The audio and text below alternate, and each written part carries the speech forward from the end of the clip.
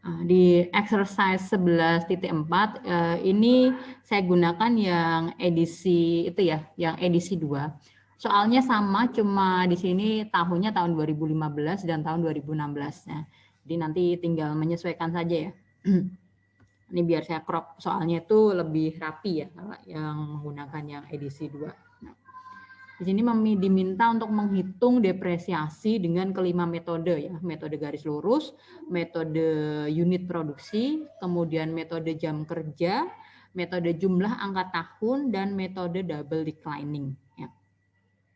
Di sini perusahaannya namanya Wenner Furnace ya, dia membeli mesin seharga 279.000. Nah, di soal ini langsung ya diketahui bahwa harga perolehan mesinnya itu langsung 279.000. Nanti misalkan dipecah-pecah ya, misalkan ada harga beli, ada ongkos kirim, kemudian ada pajak-pajak dan sebagainya ya. Kemudian ada biaya instalasi ya. Itu seluruhnya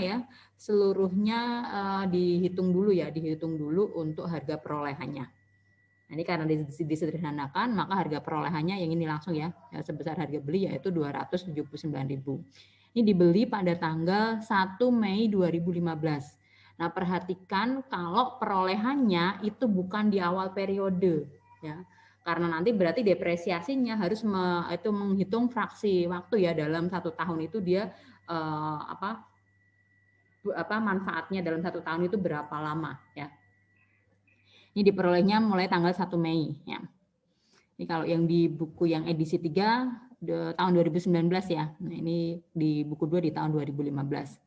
Untuk estimasi masa manfaatnya adalah 10 tahun dengan nilai sisa ya, estimasi nilai sisanya adalah 15.000. Nah, estimasi nilai sisa ini nanti di akhir tahun ke-10 ini kira-kira ya mesinnya itu laku dijual berapa sih? Nah, di sini 15.000 ya estimasinya. Kemudian estimasinya mesin ini akan dapat memproduksi 240.000 unit. Ini estimasi total unit produksinya. Kemudian total estimasi jam kerjanya itu adalah 25.000. Nah, selama tahun 2016 Wenner Corp dia menggunakan mesin sebanyak 2.650 jam dan mesinnya memproduksi 25.500 unit. Nah, tadi di soal saya tambahkan ya, karena tadi saya minta untuk menghitung depresiasi 2 tahun ya, di 2019 dan 2020. Kalau di sini di 2015 dan tahun 2016. Maka untuk yang estimasi penggunaan di tahun pertama, nah, tadi kita asumsikan bahwa untuk unit produksi di tahun pertama itu sebanyak 20.000 unit. Dan asumsi jam kerja di tahun pertama itu adalah 2.000 jam. Kita mulai hitung dari metode yang pertama ya, yang straight line, yang paling simple, yang paling mudah ya. Kita tentukan dulu untuk depreciable base-nya ya. Depreciable base-nya ini adalah jumlah yang bisa didepresiasikan gitu ya. Nah, untuk metode depresiasinya ya, untuk depreciable base yang memperhatikan atau memperhitungkan residual value, itu adalah yang metode straight line ya, unit produksi, jam kerja, dan sum of the year digit ya.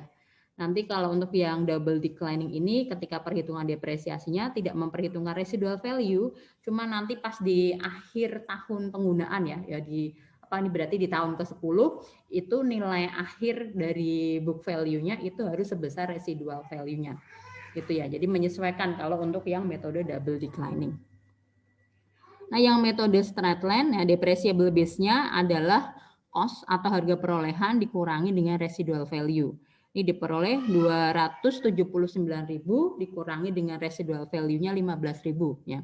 Jadi depreciable base-nya adalah 264.000. Nah, masa manfaatnya 10 tahun. Jadi depresiasi tahunannya adalah 264.000 dibagi 10 tahun ya. Nah, itu diperoleh ini untuk yang depresiasi di tahun 2020 ya. Kalau di sini saya ganti berarti tahun 2016 ya. Nah, ini sebesar 26.400 ya, 264.000 dibagi 10.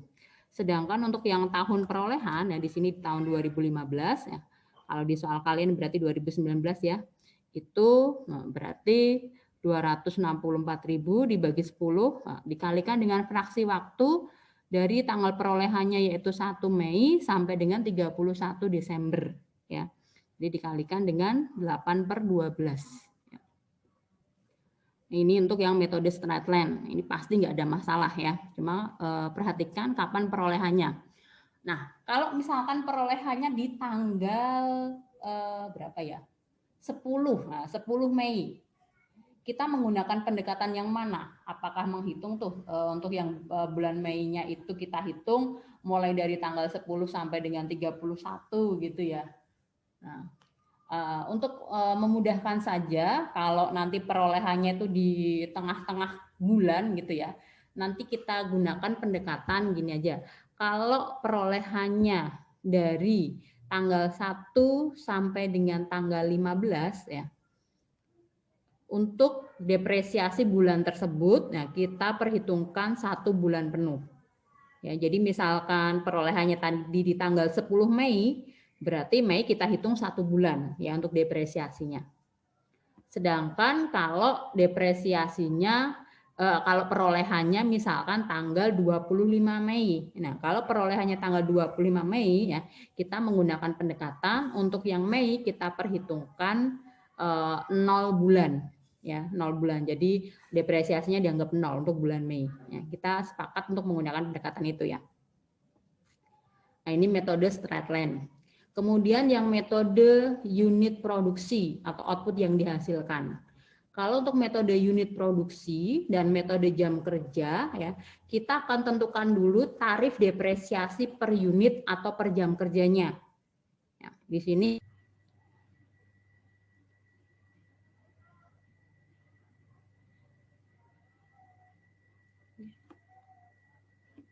after putus ya. Ini saya itu lagi. Saya lanjutkan lagi ya. Untuk yang unit produksi ya, unit produksi berarti kita tentukan dulu tarif ya, tarif depresiasi per unitnya.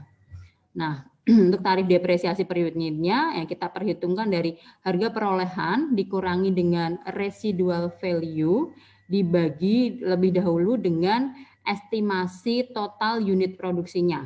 Ya, jadi 279.000 dikurangi 15.000 dibagi dengan 240.000 ya total unit produksinya. Maka diperoleh di sini sebesar 1,1 dolar. Nah, ini adalah tarif depresiasi untuk unit produksinya. Nah, tadi kita menggunakan asumsi bahwa untuk unit produksi yang diproduksi tahun pertama adalah 20.000 unit. Ya. Sehingga untuk depresiasinya ya di tahun 2019 ya kita hitung sebesar ya berapa ini 1,1 dolar ya kita kalikan dengan 20.000. Ya. Itu depresiasi tahun pertama. Kalau sudah kalau yang unit produksi dan jam kerja tidak perlu dikalikan dengan fraksi waktu ya. Nah, karena berdasarkan sesuai dengan unit atau jam kerja yang benar-benar terjadi di tahun yang bersangkutan. Nah, kemudian untuk tahun 2020 atau 2016 ya kalau berarti di sini di soalnya. Berarti ini tadi 2015 ya.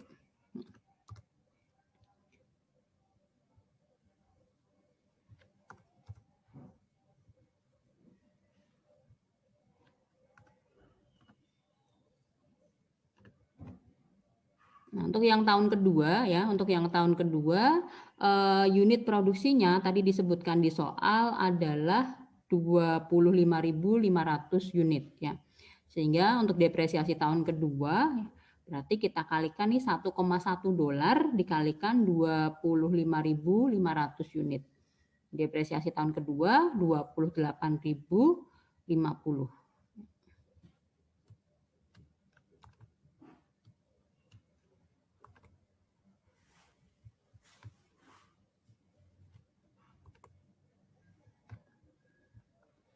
Kemudian untuk jam kerja. Nah, untuk yang metode jam kerja ini mirip dengan yang unit produksi ya. Kita tentukan dulu tarif depresiasi ya. Tarif depresiasi per jam kerjanya ya. tarif depresiasi per jam kerjanya kita tentukan dengan harga perolehan dikurangi dengan residual value dibagi dengan estimasi total jam kerja. Ya. Harga perolehannya 279.000, residual value-nya 15.000 dibagi dengan estimasi total jam kerjanya di sini adalah 25.000. Sehingga tarif depresiasi per jam kerjanya adalah $10,56. Untuk asumsi itu ya, untuk asumsi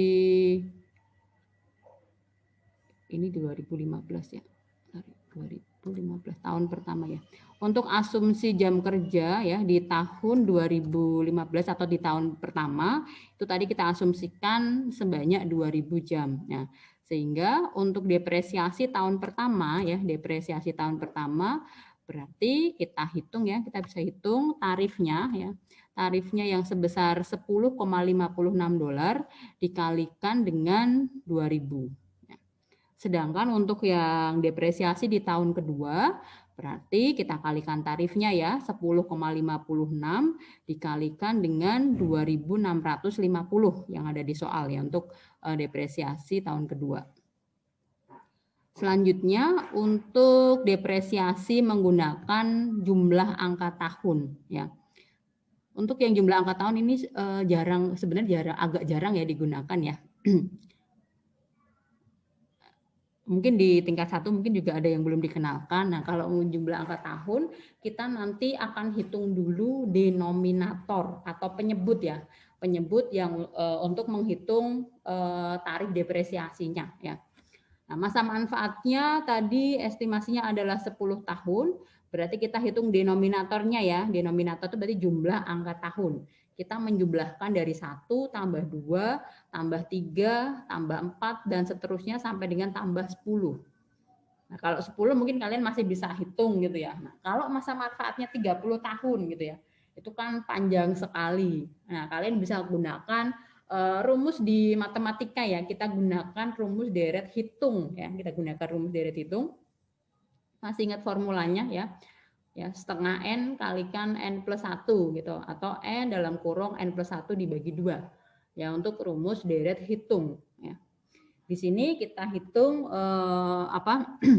untuk denominatornya berarti N-nya adalah 10 ya, estimasi masa manfaatnya yaitu 10, kita kalikan 10 plus 1 dibagi 2 sehingga diperoleh jumlah angka tahunnya adalah 55.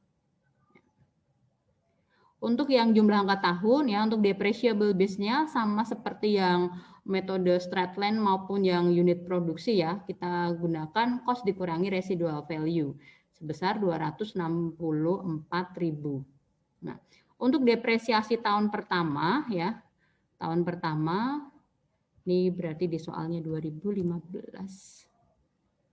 2016. Nah, untuk yang depresiasi tahun pertama menggunakan metode jumlah angka tahun ya. Hati-hati perhatikan tanggal perolehannya ya. Di perolehannya mulai 1 Mei berarti harus kita kalikan fraksi waktu 8/12 ya. Kita hitung untuk depresiasi tahun pertama ya. Itu adalah 10 ya. 10 ini berarti angka paling besar ya, jumlah tahun ya, angka dalam tahun yang paling besar. Karena tahun pertama, tahun kedua, tahun ketiga sampai ya tahun ke-10. Berarti jumlah yang paling besar ya, angka yang paling besar yaitu 10. Nah, kita mulai dari yang paling besar gitu ya. Jadi 10 ya, dibagi dengan denominatornya adalah 55. Kita kalikan depreciable base-nya 264.000, kita kalikan fraksi waktu di tahun 2015 di sini 8/12. Sehingga depresiasi tahun 2015 adalah 32.000. Kemudian di tahun 2016 ya, di tahun 2016 kita masih menggunakan yang depresiasi yang tahun pertama itu selama 4 bulan ya. Karena di sini kan jadi yang 10/55 itu untuk 1 tahun gitu ya. Karena di tahun 2015 ini masih digunakan hanya 8/12, maka nanti yang 4/12 itu masuk ke depresiasi tahun 2016 gitu ya. Jadi depresiasi tahun 2016 itu 10/55 ya, dibagi dengan 264.000 dikalikan 4/12. Ini untuk penyusutan dari Januari sampai dengan akhir April 2016-nya. Kemudian untuk yang mulai 1 Mei sampai dengan 31 Desember 2016-nya, kita gunakan yang 9/55, berarti mulai tahun kedua ya, penggunaan tahun kedua. Nah, ini kita urutkan tadi 10, berarti di sini 9 ya, 9/55 kalikan depreciable base-nya 264.000 dikalikan fraksi waktu dari Mei sampai dengan 31 Desember ya, 8/12. Sehingga total depresiasi di tahun 2016 adalah 44.800. Ya. Nanti mohon dicek, siapa tahu perhitungan saya salah ya. Kemudian yang metode yang E untuk double declining. Ya. Double declining ini berarti kita gunakan 2 kali tarif garis lurus. Ya. Tarif garis lurusnya adalah 1/10 tahun, ya 10%. Ya, sehingga double declining-nya tarifnya adalah 20%. Nah, untuk depresiasi menggunakan double declining ya, untuk perhitungannya kita tidak menggunakan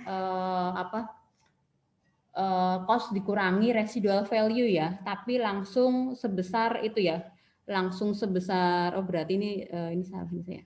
Untuk yang tahun 2015, nah ini nih.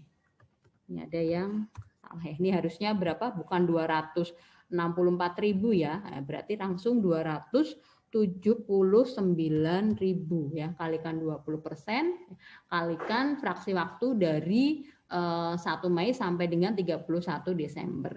Ini kita masukkan 279.000. Nah, kemudian untuk yang depresiasi tahun berikutnya ya, untuk yang depresiasi tahun berikutnya kita akan hitung dulu book value di awal tahunnya ya. Book value di awal tahunnya itu berapa ya. Book value akan kita hitung dari cost-nya ya, 279.000 ya, cost-nya dikurangi dengan depresiasi tahun sebelumnya tadi ya, dikurangi 37.200. Maka diperoleh book value di awal tahun kedua yaitu 241.800. Sehingga ya depresiasinya di sini adalah untuk tahun kedua ya 241.800 dikalikan 20%. 241.800. Nah, maka diperoleh depresiasi di tahun kedua menggunakan metode double declining kita peroleh 48.360. Nah, ini untuk overview metode depresiasi.